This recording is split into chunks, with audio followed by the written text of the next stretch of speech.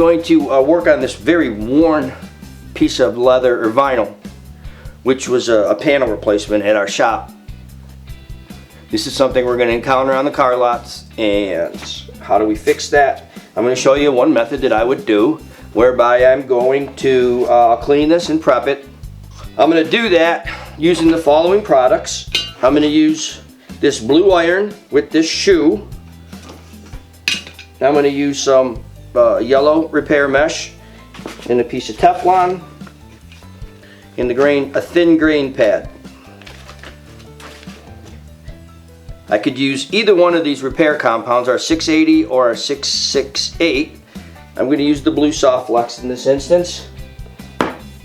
So I'm going to clean, prep, I'm going to apply some compound. I'm going to iron in a piece of mesh, repair mesh, into the vinyl.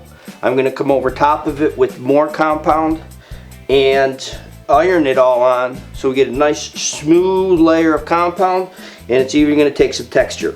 So here we go, I'll show you how to do that.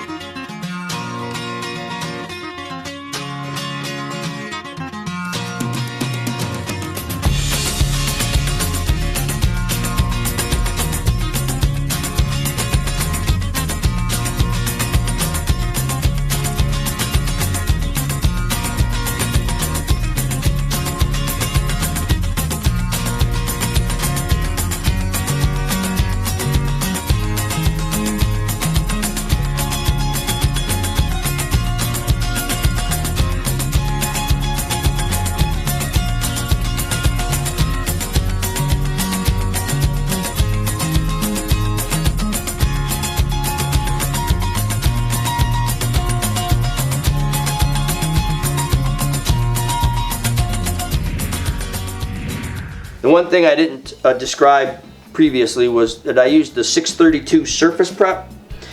On the vinyl, you'll see me prepping it aggressively after I cleaned it and before I put the mesh in. This helps attack the surface of the vinyl real nice, and it creates a good surface for the compound to melt and fuse into. It removes some silicones and some surface products that were there from the manufacturer that makes it very hard to melt into. So this helps. And the other thing is, you saw me put the grain mat down, and when you put it in the wet compound, you want to roll it in so you don't get air bubbles under there. And then you want to lift and move, and you're going to also want to lift and move, not slide the iron, because if you slide it, it's going to smear the wet cooking compound. So you want to put down and lift, put down and lift. I also use the edges.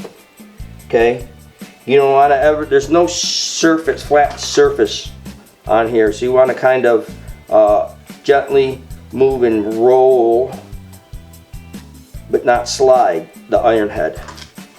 Once I was done with that, I went ahead with the heat gun as normal, and I put my compound down. This is a fast way to get a large area. It's very durable. And so the last thing we would want to do when this is complete and it cools down, we want to wipe it off with some sort of a degreaser. Isopropyl alcohol works good. Our green cleaner works good. You want to degrease this. Make sure that there's no residual compound from your fingers or your tool, anything on the outside here. And it'll haze up and look probably white. And you'll be able to wipe that off or cure it. So once this is complete, the last thing we recommend is to apply 1 coat of barrier coat over the top of the cured compound as an adhesion promoter for the paint.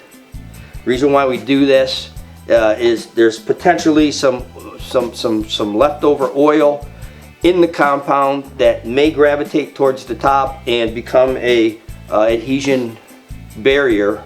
Some of the oil may come to the top and would cause the paint to peel off. And this helps to hold it down. You apply it